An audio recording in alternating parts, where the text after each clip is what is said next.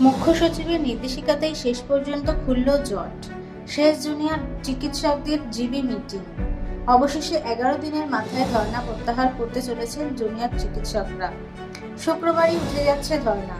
বৃহস্পতিবার রাতে সাংবাদিক বৈঠক থেকে ঘোষণা আন্দোলনরত জুনিয়র চিকিৎসকদের।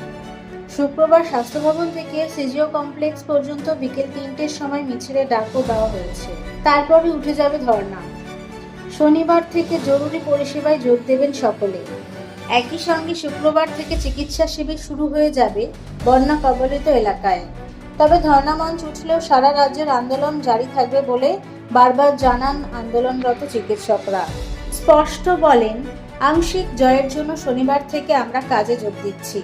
আমাদের লড়াই শেষ হয়নি। আংশিকভাবে কর্মবিরতি প্রত্যাহারের মাধ্যমে সদিচ্ছা যে আছে তা দেখাতে চাইছি। তবে এই লড়াই জারি থাকবে। স্বাস্থ্য সচিবের পদত্যাগ নিয়ে মুখ্যমন্ত্রী সময় চেয়েছেন, আমরা নজর রাখছি।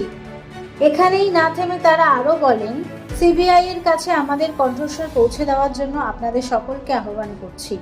আগামীকাল থেকে বন্যা কবলিত এলাকায় আমরা পৌঁছে যাব। সাধারণ মানুষের আন্দোলন তা প্রমাণেই বন্যা কবলিত এলাকায় ক্লিনিক খোলা হবে। আমরা যে রাজনীতি করতে আসিনি, ন্যায় বিচারের জন্য এসেছি, তার প্রমাণেই এই সিদ্ধান্ত। জরুরি পরিষেবায় যোগ দিলেও ওপিডি কোল্ড ওটির ক্ষেত্রে কর্মবিরতি অব্যাহত থাকবে বলে এদিন স্পষ্টতই জানিয়ে দেন জুনিয়র চিকিৎসকেরা। একই সঙ্গে ফের দেওয়া হয়েছে কর্মবিরতির হুঁশিয়ারি। সাফ বলেন, আমাদের সকল দাবি পূরণ না হলে আবার আমরা পূর্ণ কর্মবিরতিতে যাব। একই সঙ্গে থ্রেড কালচার উৎখাত করতে প্রত্যেকটি মেডিকেল কলেজ কমিটি গঠনের কথাও ফের একবার সাংবাদিক বৈঠকে মনে করিয়ে দেন তারা। ব্যুরো রিপোর্ট, ক্যালকলিং টিভি, কলকাতা।